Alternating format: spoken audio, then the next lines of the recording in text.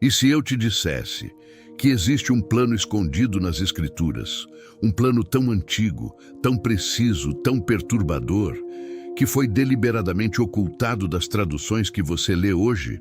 Não estou falando de interpretação, não estou falando de teoria, estou falando de algo que está no texto original, palavras que existem, que sempre existiram, mas que desapareceram silenciosamente das versões que chegaram até nós.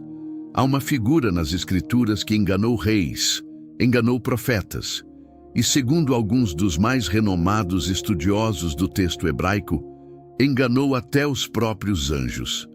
Quem é essa figura? Como ela operou dentro da narrativa sagrada sem que ninguém percebesse? E por quê? Por que exatamente essa parte do plano foi apagada?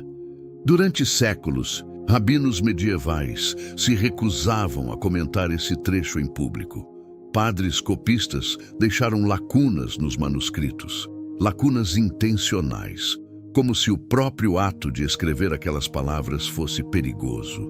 E os manuscritos do Mar Morto, os manuscritos que ficaram escondidos por 2000 anos numa caverna de Qumran, eles confirmam algo que vai mudar a forma como você lê a Bíblia. Você está prestes a entrar num dos maiores mistérios das Escrituras. Um plano que começou antes da criação do mundo, que foi executado dentro da própria história sagrada e que, segundo o texto original, ainda está em andamento. Fique até o final, porque o que vem a seguir você não vai encontrar em nenhum sermão de domingo. Para entender o que está escondido no texto original, precisamos voltar muito antes de Moisés, muito antes do Éden. Os estudiosos hebraicos chamam esse período de Haolam Asher Lifnei Bereshit, o mundo que existia antes do começo. E o que os textos originais descrevem sobre esse período é tão perturbador que a maioria das traduções modernas simplesmente suavizou ou apagou. No texto massorético, o texto hebraico original da Bíblia, existe uma palavra que aparece apenas 3 vezes em toda a Torá. 3 vezes. E cada vez que ela aparece, algo catastrófico acontece logo em seguida. Essa palavra é Nachash. Você provavelmente conhece essa palavra traduzida como serpente. Mas aqui está o problema. Aqui está o ponto onde tudo começa a desmoronar. No hebraico original, Nachash não é simplesmente um animal. A raiz dessa palavra carrega 3 significados simultâneos, e os escribas do Segundo Templo sabiam disso. Significava aquele que reluz. Significava aquele que adivinha e revela segredos. E significava aquele que observa com intensidade sobrenatural. Nenhum desses significados se encaixa numa cobra rastejando no chão. Então, o que exatamente entrou no Jardim do Éden? O teólogo do século XII, Nachmanides, um dos maiores comentaristas da Torá, escreveu em seu comentário sobre o Gênesis algo que causou escândalo entre os rabinos de sua época. Ele disse com todas as letras: o Nachash do jardim não era uma besta do campo, era um ser de outra ordem. E seu crime não foi apenas a tentação. Foi que ele conhecia o plano e agiu dentro dele. Conhecia o plano e agiu dentro dele. O que Nachmanides estava dizendo, que o Nachash não entrou no jardim para destruir tudo. Ele entrou para cumprir um papel que foi designado, um papel que estava escrito antes mesmo do jardim existir. E é aqui que os manuscritos do Mar Morto entram. Porque quando os pesquisadores do Museu de Israel começaram a decifrar o rolo do Gênesis apócrifo, um dos manuscritos de Qumran, eles encontraram uma passagem que não existe em nenhuma Bíblia impressa. Uma passagem que descreve uma conversa que aconteceu antes da serpente ir ao jardim. Uma conversa com Deus. E o que essa conversa revela muda tudo o que você aprendeu sobre a queda do homem. Muda tudo o que você aprendeu sobre o livre-arbítrio. E levanta uma pergunta que os teólogos evitam responder até hoje. E se a queda não foi um acidente? E se foi o plano? Em 1947, um jovem beduíno chamado Muhammad ed-Dib jogou uma pedra dentro de uma caverna no deserto da Judéia. Ele esperava ouvir o som de uma pedra batendo no chão. Em vez disso, ouviu o som de cerâmica quebrando. Dentro daquela caverna, selados em jarros de argila por mais de 2000 anos, estavam os textos que o mundo não estava preparado para ler. Os manuscritos do Mar Morto. 700 documentos, fragmentos de cada livro do Antigo Testamento. E textos que nunca foram incluídos em nenhuma Bíblia. Textos que a igreja primitiva conhecia e escolheu não canonizar. Entre esses documentos estava um texto chamado Sefer HaYashar, o livro do justo, e outro ainda mais perturbador, o livro de Enoque. Enoque, o homem que a Bíblia diz que não morreu. O homem que foi simplesmente levado por Deus. E o livro que ele deixou para trás descreve algo que vai direto ao coração do nosso mistério. No livro de Enoque, capítulo 6, existe uma lista de nomes.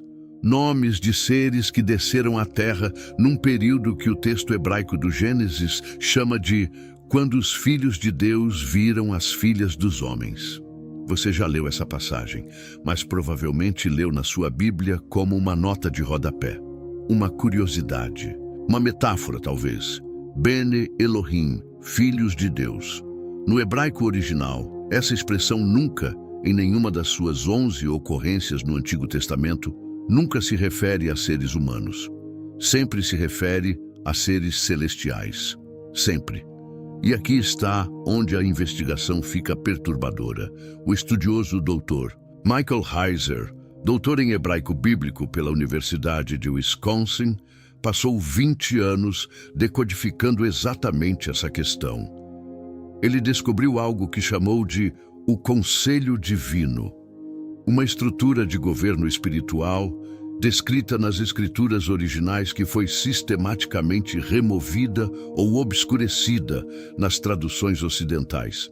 E no centro dessa estrutura estava uma figura, a mesma figura que aparece no jardim, a mesma figura que o texto chama de Nachash. Segundo Heiser, e corroborado pelos textos de Qumran, o Nachash não era apenas um rebelde aleatório. Ele ocupava uma posição específica no Conselho Divino, uma posição de autoridade, de acesso, de confiança. E é por isso que o que ele fez no jardim foi tão devastador. Não foi um estranho que invadiu, foi alguém de dentro, alguém que conhecia os planos, que tinha acesso aos segredos, que sabia exatamente o que estava escrito. E agora vem a parte que os rabinos medievais evitavam discutir em público, a parte que fazia copistas hesitarem com a pena sobre o pergaminho. No Talmud de Babilônia, tratado Sanhedrin 59 Ariá, existe uma discussão entre rabinos sobre a natureza do Nachash antes da queda. Um dos rabinos, cujo nome foi preservado apenas como inicial nos manuscritos mais antigos, afirma algo extraordinário.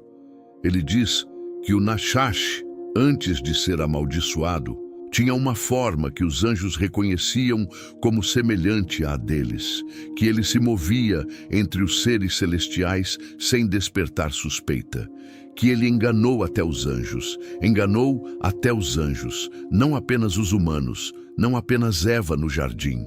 Os próprios seres celestiais que rodeavam o trono não perceberam o que estava acontecendo. Como isso é possível? Como um ser engana outros seres de natureza superior? A resposta está numa palavra grega que aparece no Novo Testamento, mas que tem raízes diretas no conceito hebraico original. A palavra é mysterion, mistério, mas não mistério no sentido de enigma ou charada. No grego bíblico, mysterion significa um plano que foi deliberadamente ocultado e que só pode ser compreendido quando o momento certo chega. Paulo usa essa palavra na carta aos Efésios, capítulo 3, versículo 9. Ele fala de um mistério que estava oculto desde a fundação do mundo, desde antes do Éden, desde antes da criação. Um plano que nem os principados, nem as potestades, nem os governantes nos lugares celestiais conheciam. Leia novamente essa última frase. Por meio da igreja, a multiforme sabedoria de Deus seria conhecida aos anjos. Os anjos também não sabiam. O plano foi escondido de todos, de humanos, de demônios, de anjos, do próprio Nachash. E agora, a pergunta que não consegue sair da cabeça: se o Nachash não conhecia o plano completo, se ele agiu no jardim pensando que estava vencendo, pensando que estava destruindo algo, e se ele foi usado? E se o maior engano da história não foi o que ele fez com Eva, mas o que foi feito com ele? Tudo que exploramos até agora parece distante, parece coisa de outro tempo, desertos antigos, pergaminhos esquecidos, rabinos medievais sussurrando em bibliotecas escuras. Mas eu preciso te dizer algo, e preciso que você ouça com atenção. O plano oculto que está no texto original não terminou. Paulo não usou o tempo passado quando falou sobre o mistério. Ele não disse: havia um plano. Ele disse: há um plano, presente, ativo, em andamento. E aqui está onde a revelação começa a tomar forma. Porque se entendermos o que o Nachash realmente era, se entendermos o papel que ele ocupava e o papel que ele pensou que estava destruindo, vamos entender algo sobre o tempo em que vivemos que a maioria das pessoas nunca conectou. Os estudiosos das Escrituras chamam esse conceito de recapitulação. A ideia de que a história sagrada não é linear, ela é espiral. Os mesmos padrões se repetem, os mesmos confrontos ressurgem, os mesmos enganos são tentados em novos cenários. Irineu de Lyon, no século II, foi um dos primeiros a articular isso de forma sistemática. Ele escreveu que o adversário opera sempre dentro de um padrão fixo, sempre tenta subverter de dentro, sempre usa o acesso que possui, sempre age como se conhecesse o plano completo, mas nunca conhece. E agora sim, chegamos ao coração do mistério. A revelação que este vídeo inteiro estava construindo. Se o Nachash era um ser que operava de dentro do sistema, se ele tinha acesso ao conselho divino, se os próprios anjos não perceberam o que estava acontecendo. Então, a pergunta que os teólogos evitam fazer em voz alta é: como você reconhece um plano que foi desenhado para parecer legítimo?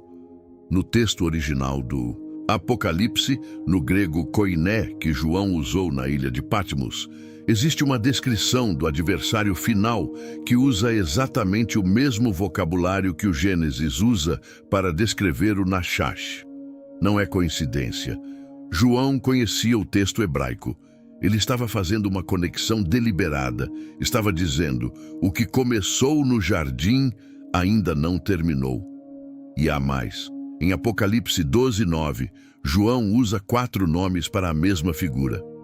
O grande dragão, a antiga serpente, que se chama Diabo e Satanás, a antiga serpente, ou Archaios Ophis, em grego, o Nachash do princípio. João não estava sendo poético. Estava sendo preciso.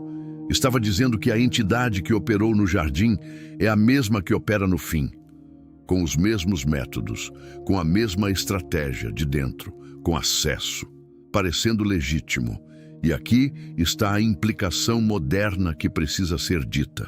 O apóstolo Pedro escreveu algo que durante séculos foi lido como uma advertência espiritual genérica, mas lido à luz de tudo que exploramos hoje, assume uma dimensão completamente diferente.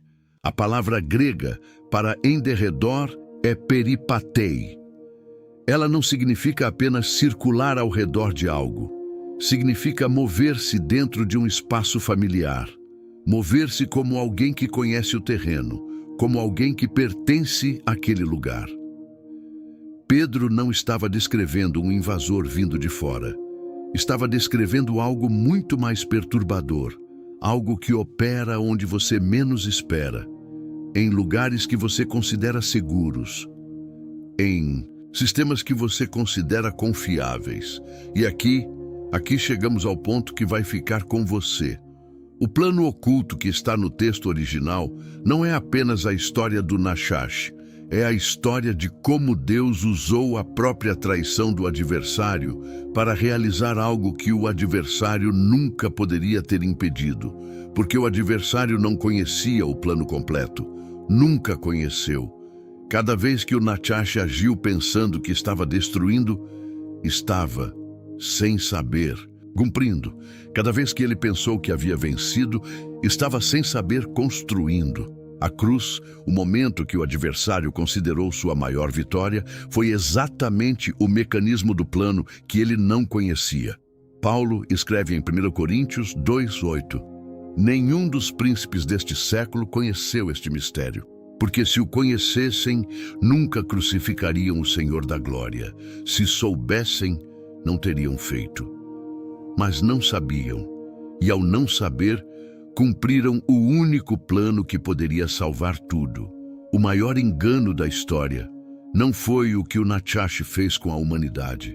Foi o que a sabedoria de Deus fez com o Nachash, usando cada movimento dele, cada traição, cada mentira, como peças de um plano que existia antes da fundação do mundo.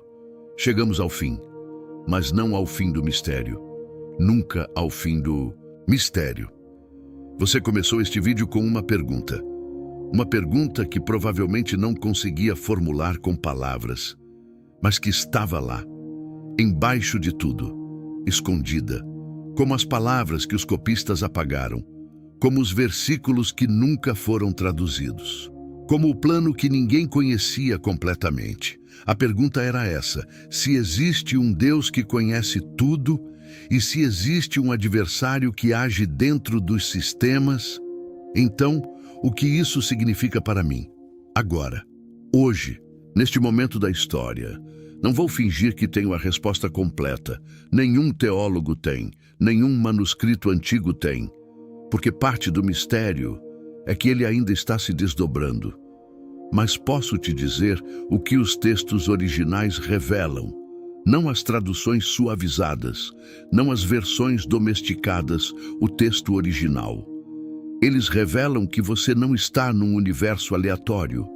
Você está dentro de uma narrativa com começo, meio e um fim que foi escrito antes do começo existir.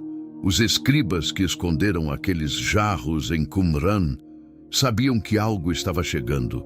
Sabiam que o mundo que conheciam estava prestes a mudar. E antes que tudo mudasse, eles selaram a verdade. 2000 anos dentro de argila, esperando o momento certo para ser encontrada. Você já se perguntou por que esses manuscritos foram encontrados exatamente agora?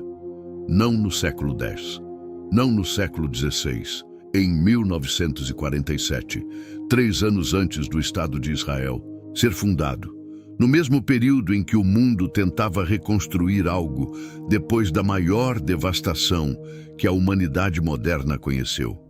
Coincidência? Os estudiosos dos manuscritos não usam essa palavra.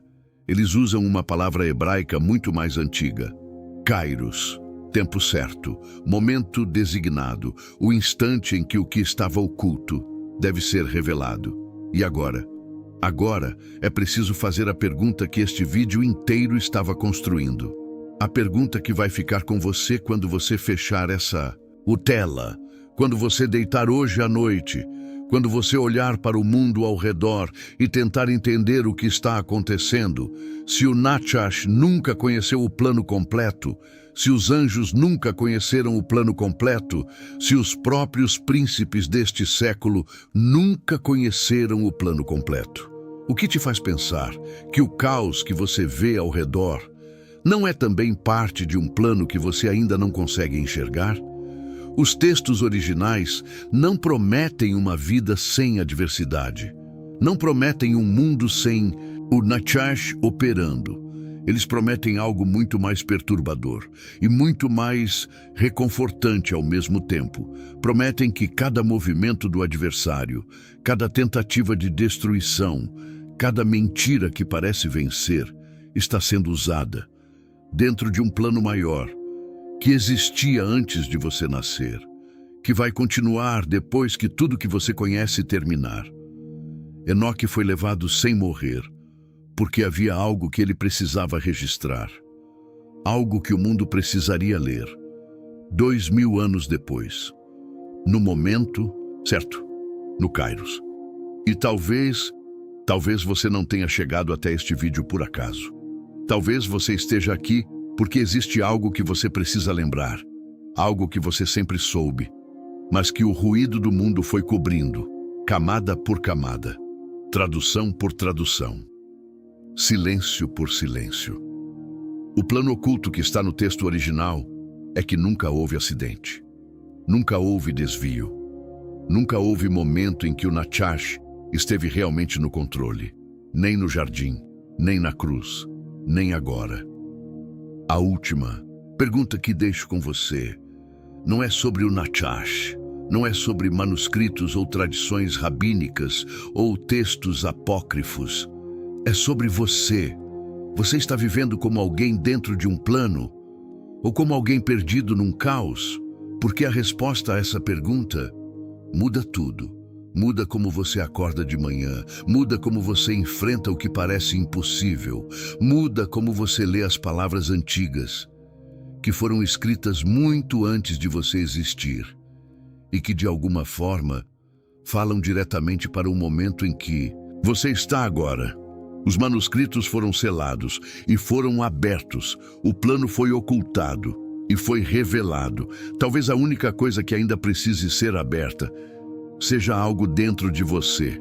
Se este vídeo tocou em algo que você não consegue nomear, compartilhe com alguém que também está buscando, porque os que buscam sempre foram os primeiros a encontrar.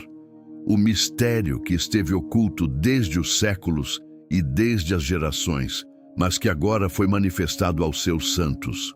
Colossenses 1:26.